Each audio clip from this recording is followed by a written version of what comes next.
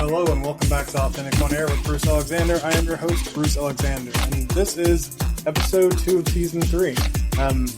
I've been doing this for a while now, and well, sometimes it's a challenge, but I'm glad to be back for a third season with a more narrow focus, trying to serve the entrepreneurs who get overwhelmed, who are struggling, who get paralyzed, and are procrastinating, putting off building the business that guides them to their dreams. In today's episode, we're going to be talking about your 2 most powerful weapons in business and in life. These are 2 things that everybody is given at the start and that are often left to get rusted, dull because they don't get used. But first, we're going to do our weekly check-in to just, go over how things are going across all of the core 4, my body, being, balance, and business. We're going to keep it real quick today because I want to jump into the content because I think this is a really important episode that I think can help a lot of people. Business, I've got some really exciting opportunities coming up, and I'm hoping that something is going to pan out and is going to, help me uncover my powerful next step to continue moving forward in a really powerful way. I'm continuing to do this coaching thing. I love it. The opportunities I've had so far to work with the people I've coached have been really amazing. I just want more of it. I want to get deeper into this process. And as I'm uncovering new tools and working on myself, I am finding that there's always more room to grow.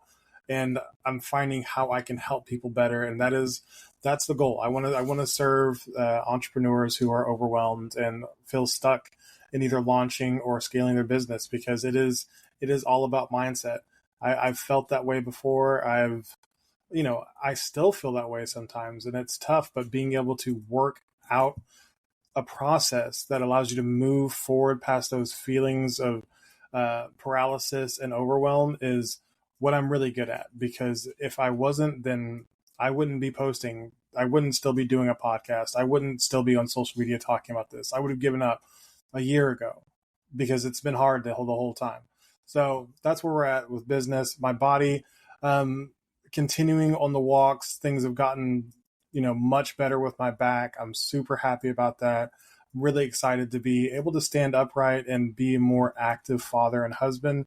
Been helping around the house a lot more. And I know that, my wife really appreciates that. And that's, I want to not just serve my clients, I want to serve my family as well. So I'm happy to be able to do that again. Obviously, there's still a lot of progress to be made. I'm still nowhere close to where I want to be physically, but I'm excited about how far I've come. My balance, my relationship with Kate is really, it has really gotten a lot of depth. We've been through some very stressful times recently as we've been continuing to try to find our place on the East Coast of this country. It is not easy to move whenever you have a place to move to. Whenever you don't have a place to move to, it is a nightmare. And that stress can definitely take a toll on your relationship, but we have found unique opportunities to connect deeper in this time and learn to come together instead of be torn apart by these situations. And that, gives me nothing but the utmost hope for our relationship continuing to blossom and get deeper and more intimate. My relationship with God and myself. And, I've really had a few breakthroughs lately. I kind of went through a little bit of a low period because I wasn't getting the traction I wanted in my business. And it was really tough. I was mentally beat up. I was emotionally down, and I had to really dig deep to push myself past my circle of control, because these are problems I've never had to deal with before. I've always just gone to work for somebody else and just come in and punch the clock and do my work, and, often wrong. but the things I had to worry about were negligible compared to what I'm dealing with now. So learning to push past those things has been really difficult. But as I've learned it, I've felt so much more capable as an entrepreneur, as a human being, as a father, as a husband, because I've learned that no matter how hard it feels in the moment, if you just keep pushing, if you keep focused on what you want, there is a path through to the other side. You just have to believe that you can find it. So that's the quick catch up. So let's talk about your two most powerful weapons, and we're going to try to really aim this at business. But there are two things that you were given at the start that you may not use in a way that is really helping you move towards your goals. In the description, I talk about craving something like radically different for your life, and just not really being able to pin it down. Tell the truth. The truth is the best way to find out not only what you really want, but what's stopping you and where you are in relation to that goal. If you can find out those three things, you can accomplish anything. So, in that same vein, you know, if you are not telling the truth, you're never going to know what's really good, what's really bad. And if you can't figure those things, how are you going to improve? You're not going to know what's working and what isn't. And if you don't know those things, how are you going to improve? So whenever I left the fire department, I had just finished school.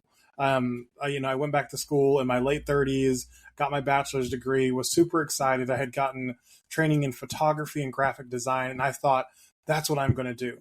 I want to bring graphic design um, and photography into some sort of business to try to help people represent themselves authentically online, like, or in their business and whatever. Like, I had this really vague idea for a business, but it's like, yeah, that's what I want to do. Fast forward 3 months or so, I had no idea what I was doing.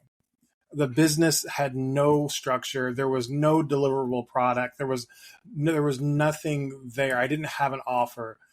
And it was time to tell the truth. It was time to look at if I was the person who was meant to do that, because, like I said, I had just finished school, and as much as I enjoyed graphic design, enjoyed photography, I didn't have any real experience built up doing those things to actually be able to do them with any kind of speed and efficiency. So I had to have a hard talk with myself and say, listen, as fun as that sounds, it's not sustainable. And that was a hard truth to take. Not only is it not sustainable, but it's not even startable. It wasn't something that I could even really dig my teeth into, because there's nothing I could offer at the beginning that made people say, yeah, I want that. That was tough. But because I told that truth, I realized that there is something that I am good at. I'm good at having like hard conversations. I'm good at talking people through their problems. There is something that, like, I've got dozens of years helping people deal with tough situations, and people come to me for that. So why not lean more into that arena? That's something I could have never seen if I wasn't willing to talk to myself about the fact that the first business I did wasn't working, it wasn't going to work, and I needed to face that truth. So you have to tell the truth, and it must become something that is like part of the fabric of your being. When you wake up, you need to think about how important it is to tell the truth. When you are going to sleep, you need to be thinking about, like, did you tell the truth today? When there are big decisions or confrontations, you need to be looking at your relationship to the truth in those situations, because if you are able to really have truth and really have the correct relationship with those things, you're going to be able to see where you're at fault, where you can improve, what you can bring to the situation to change the outcome. But whenever you are lying to yourself about it, you're going to often get yourself a result that you don't want, because you just want to win. So telling the truth allows you to A, understand what you want, and B, take actions to get it, because you know what you want. And that sounds so simple, but I didn't have any of that information 2 years ago. I had no idea what I wanted, and I had no idea to get it because I was a liar. Once I started telling the truth, it made a huge difference in me being able to identify how to get what I wanted. And I want everybody to do that. It has to become your code. So this is the code, like, I specifically live by. Be real, get raw, stay relevant, and commit to results. That is the thing that I spend time with every day. I think I've got, since we moved, I don't have it posted on my wall, but when I have my office back up, it'll be posted on my wall. It is what I need to put back on the screensaver of my phone because it's so important to me that by being real, let's break that down a little bit. Be real means tell the truth, deal with the facts of the situation, get raw. That is, feel the emotions that are related to those facts. It's okay to be sad about the fact that this business that I had an idea for isn't going to work. I need to feel sad about that so I can let those emotions propel me to the next thing. If I try to lie about how I feel about it, then I'm not going to be able to receive the lesson in that moment of what I'm supposed to learn. Stay relevant. That is, not all truths are for all people all the time. There's information that is sometimes yours and yours alone, but whenever it is a relevant truth, you need to share it, and then commit to results. You can't just go around spewing truth and feeling these emotions and not tie anything into it and expect your life to change. It is great to be aware of how you're feeling and what you want, but you have to actually commit to results. And that kind of goes into our next tool. Leave the land of maybe. You have to start being willing to make decisions. You have to start being willing to say yes or no. Like, I lived in the land of maybe my whole life, and it's easiest to see it in parenting. Whenever my kids will come up and say, "Hey, can we watch so and so?" and I'll be like, "I don't know, maybe. Let me get back to you." Or, can we go to this weekend? Maybe. I'm not sure. And every time you say maybe, you are giving up a considerable amount of power. If you just say yes or you just say no, you free your mind up to move to other things. But whenever you say maybe, you are now making your mind keep a part of your brain storage occupied by thinking, what are we going to do about that thing that we said maybe about? Even if you're not actively thinking about it, it's going to keep popping up. It's a waste of your energy, time. It's inefficient. The land of maybe is a terrible place to exist.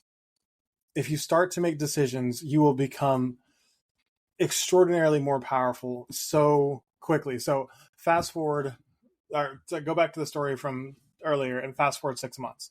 So I was an authenticity coach, authenticity and identity. I chose that because I thought I could help everybody with everything. If you weren't being real, I could help you show up in a real way to whatever real thing you wanted to be real at. That was the most indecisive pitch I could have possibly come up with. I was in the land of maybe. Like, yes, I had started to tell myself the truth and I was trying to, I knew what I wanted and I was working to get it, but I was still being indecisive. Once I realized that if I wouldn't make a decision, nobody was going to choose me. If I was trying to speak to everybody, I couldn't serve anybody. That was tough.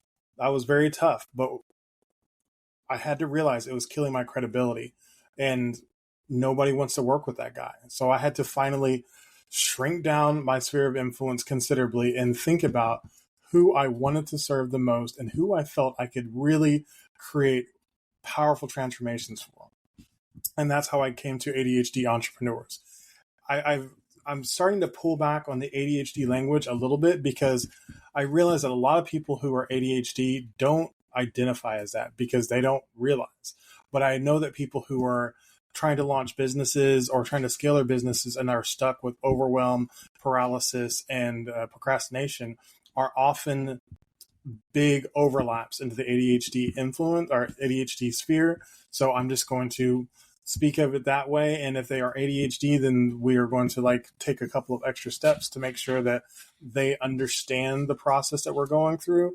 And if they're not, it still works. So that is what we're doing now. And I think it's really important that I now own the power of decision because I have the truth and I'm trying to use it. I'm trying to apply it efficiently so I get the results that I want. Use the truth once you get it. But once you have extracted the truth from yourself, use it. It's such an important thing to have, but it's only effective if you actually apply it to your life.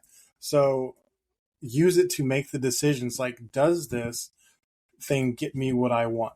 If it does, then it should be a yes. If it doesn't, then it should be a no. And that like it doesn't have to be more complicated than that. And I encourage you to start looking at things that way.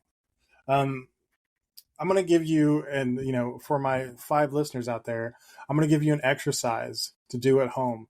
Over the next week, try to not use a maybe type answer more than 3 times this week. So I'm not sure, or I don't know, or whatever. Try to not use maybe more than 3 times this week.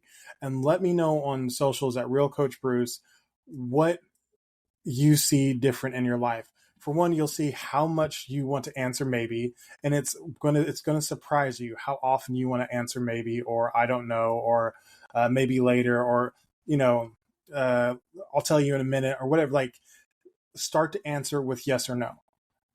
You will notice how often you want to cop out and say maybe. It's probably a lot more than you realize. But then you'll also, when you start to step into making those decisions, you will see how powerful it is and how quickly your relationship to decisiveness changes. It feels good. And you'll also see your productivity shoot up because you will no longer be wasting time like milling about on decisions. Being indecisive is a massive time waster because you can't be fully productive whenever you've got a bunch of decisions that you haven't made yet milling around in your brain. So just try it. Try it this week and let me know on socials. I would love to hear from you. Or you can also email me at bruce@authenticidentitymanagement.com. And I think this will really help you. But in it, you'll also see the weakness of maybe. You'll see how weak you feel when you start to say that after you do this for a while. So that is it. We're going to wrap that up for this episode because my dogs are going apeshit. So like I gave you that challenge. I really hope you'll do that, and I hope you'll get back to me. And if this information is resonating with you, like this is part of my coaching program. This is the kind of stuff we're talking about, but you can get a good majority of it on my free mini course that you can get at realcoachbruce.com. It gives you over half of the content that we go over in the program for you to start taking on your own. And I think it is a really powerful resource. And I think if this resonates with you, that is the next step that I think will really help you start to move the needle and do some important things in your business. That is it for me today. I hope you have a fantastic week, and I will talk to you next week. Thanks for listening.